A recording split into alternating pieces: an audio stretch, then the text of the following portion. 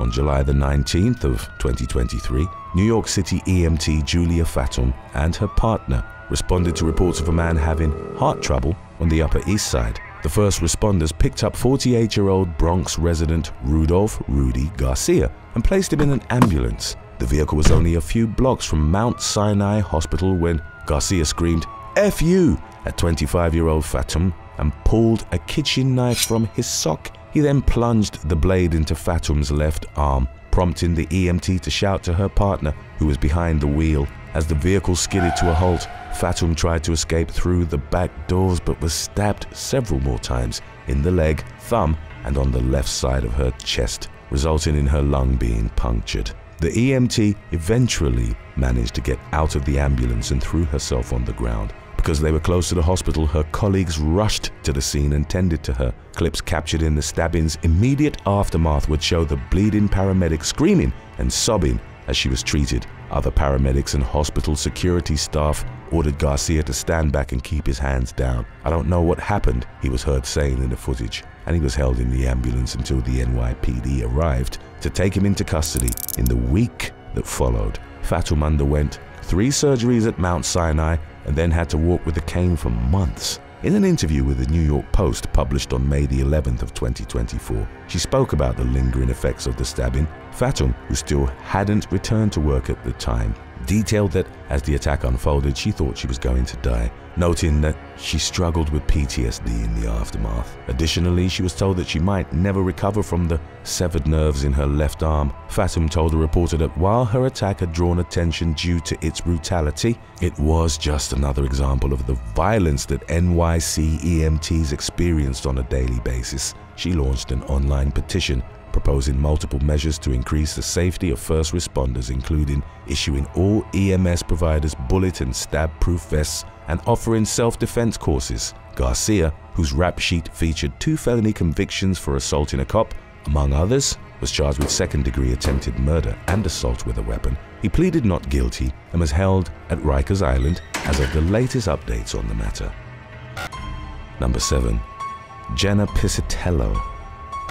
On the night of April the 30th of 2021, FDNY paramedic Jenna Piscitello and her team responded to a call in Brooklyn that involved a patient described as having altered mental status. Piscitello recounted that she arrived at the scene and saw a teenage girl who kept falling while trying to run out of her house. As Piscitello and her colleagues struggled to get her onto a stretcher, the teen wrapped her legs around Piscitello's torso and her arms around her neck. She then bit deep into the paramedic's cheek. Piscitello remembered that her attacker was only on her for less than a minute, but that it felt like an eternity, noting that the pain was excruciating. Speaking to a New York Post reporter, the first responder detailed, "I literally felt her teeth going into my flesh, like a saw just cutting into me." Piscitello nevertheless maintained her composure and continued taking care of the girl, not realizing how badly she'd been hurt. Her partner then turned to her and reportedly said, "We're getting another ambulance for you."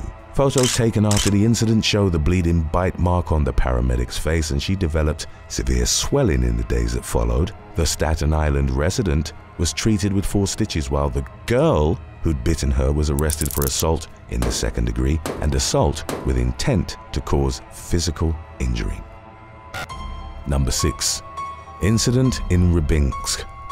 Dashcam footage captured in the city of Rybinsk in Russia's Yaroslav Oblast was picked up by multiple media outlets in the winter of 2017, as it showed a brutal accident involving first responders. The vehicle from which the footage was recorded was waiting at the red light of an intersection when an ambulance barreled down the road from the opposite direction with its lights flashing and siren blaring. As it entered this intersection, the driver of a Mazda sports car simultaneously tried to speed through the crossroads. They plowed into the rear side of the ambulance, sending it into an uncontrolled spin. The powerful collision forced the emergency vehicle's doors open and flung 2 paramedics from it, along with medical equipment. Some debris ended up right in front of the vehicle that had recorded the collision. The status of those involved in the accident remained unclear in the immediate aftermath, but many of the online users reacting to the video suspected they'd suffered serious injuries. Number 5. Tinesh Tamilkode. In mid-November, of 2023, Australian support paramedic Tinesh Tamil Cody was behind the wheel of his vehicle, rushing to an early morning priority emergency. Upon reaching an intersection in Forestdale, roughly 19 miles southeast of Perth, he lost control of the vehicle and entered a spin.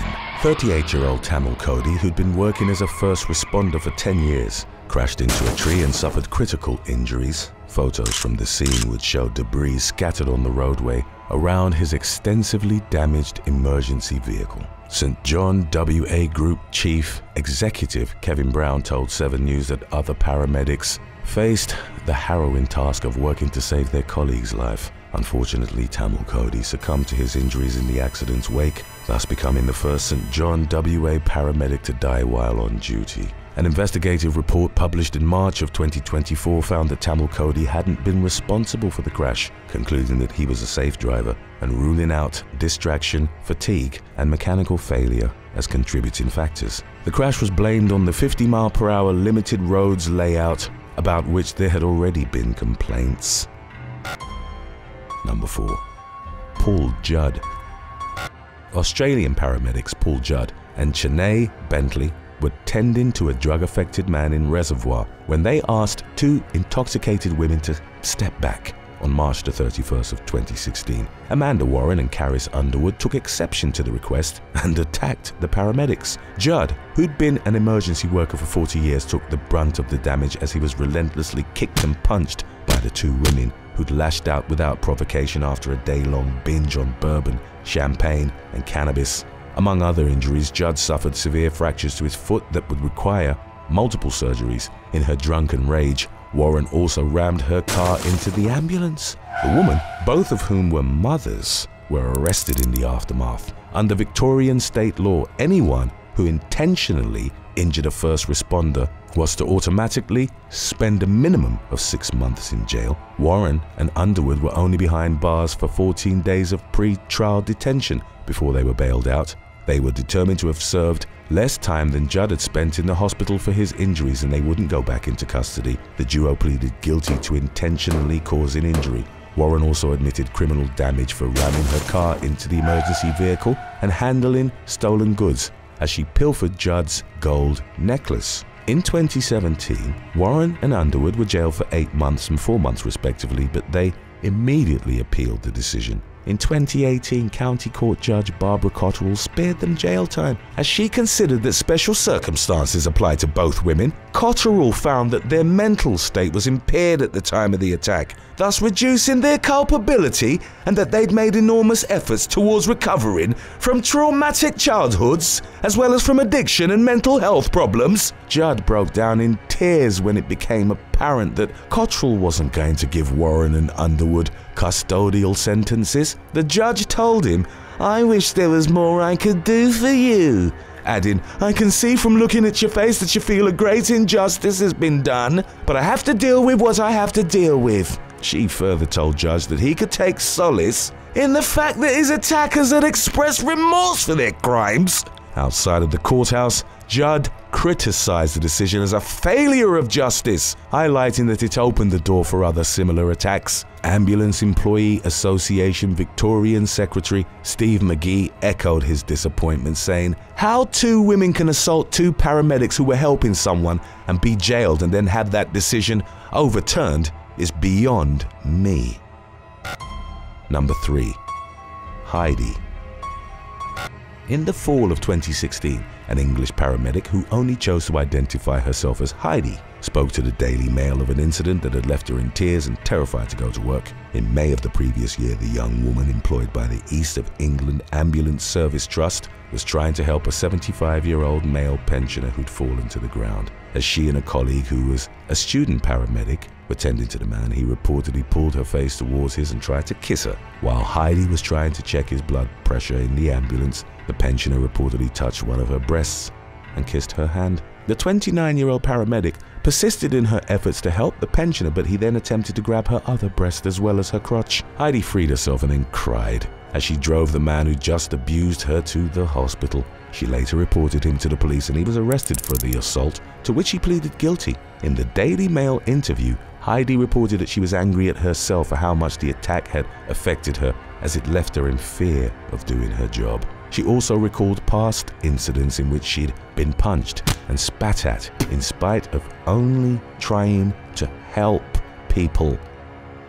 Today's topic was requested by Mr. Hunter X1019. If you have any other topics you'd like to learn about, subscribe and let us know in the comment section below. Number 2. Incident in London. The London Ambulance Service released a video in the fall of 2023 of a senseless attack on a first responder which had occurred earlier in the year. The unnamed EMT was tending to an inebriated man while inside of an ambulance that was parked near Chelsea and Westminster Hospital in West London. The patient had reportedly been verbally abusive towards the emergency workers on account of their long hair. In the incident, which was captured on the ambulance's security cameras, the patient pushed the 30-year-old paramedic out of the ambulance's back doors, causing him to take a hard fall on the concrete. Looking back on the incident, the worker told a media outlet it was very painful, so much so, I thought I had broken my arm at first. There was such a sharp pain and then numbness. As he writhed on the ground and clutched his arm in pain, the patient walked away. Law enforcement was already at the scene and quickly arrested the attacker. He was subsequently convicted and ordered to pay the paramedic compensation for the assault. Number 1. Yadira Arroyo. On March the 16th of 2017, New York man Jose Gonzalez stole a teenager's backpack in the Bronx. Simultaneously, New York City Fire Department paramedic Yadira Arroyo and her partner Monique Williams were in an ambulance responding to a call in Soundview. As seen on CCTV footage, 25-year-old Gonzalez climbed on the back of the ambulance and rode it for several blocks before the paramedics inside were alerted to his presence. Mother of 5, Arroyo and Williams got out while the vehicle was stopped at the intersection of White Plains Road and Watson Avenue in Morris Park. In the moments that followed, Gonzalez ran to the front of the ambulance and managed to commandeer it after gaining access through its open side door. He then put the ambulance in reverse as Arroyo went to the driver's side and was actively trying to get him out of the seat. Gonzalez drove backwards, knocking Arroyo down and causing her to fall under the wheels. The suspect, who later tested positive for marijuana and PCP, hit another vehicle before accelerating towards an intersection. As Gonzalez maneuvered the ambulance, he repeatedly ran Arroyo over. He struck 5 other vehicles in a snow pile before coming to a stop. Cell phone footage of the incident showed Arroyo's mangled body in the street after it had emerged from beneath the ambulance. The 14-year veteran paramedic succumbed to her injuries in a local hospital. Her partner, Williams, only sustained minor injuries and retired that day. As Gonzalez tried to flee the scene, he was subdued by an off-duty Metropolitan Transportation Authority Police Department officer. The latter, assisted by civilians, held him down until the arrival of the NYPD. The day after the incident, Gonzalez was arraigned on 2 counts of first-degree murder, 2 counts of second-degree murder, first-degree manslaughter, and first-degree robbery. He pleaded not guilty to all of his charges and was initially declared unfit to stand trial, given his extensive history of mental health issues that involved him getting treated for depression and schizophrenia. He was hospitalized over a dozen times, the latest of which was roughly a month before Arroyo's killing. He'd also been arrested 31 times, with the most recent run-in with the law occurring 3 weeks before the paramedic's death. During that incident, Gonzalez had damaged a police cruiser, spat in a female officer's face and told her she should be abused. A judge decided to release him against the prosecutor's request for him to be held on bond. By mid-March, Gonzalez was living in a homeless shelter and hadn't taken his medication in months. He was twice found mentally unfit to stand trial for the Arroyo case in 2018 and again in 2022, but that decision was ultimately reversed. On March the 8th of 2023, a little over 6 years after the incident, he was found guilty of first-degree murder and subsequently sentenced to life without parole. A crowd of nearly 200, consisting of Arroyo's friends, family, and colleagues, applauded the decision. In court, Gonzalez's hands were shackled with a pair of handcuffs upon which the words "In memory of FDNYEMT Y Arroyo" were imprinted. The convicted killer, who was seen grinning at various times during the proceedings, read a brief apology to his victim's family before he was hauled off to the Attica Correctional Facility. Thanks for watching. Would you rather be immune to all illnesses or never have to worry about money? Let us know in the comments section below.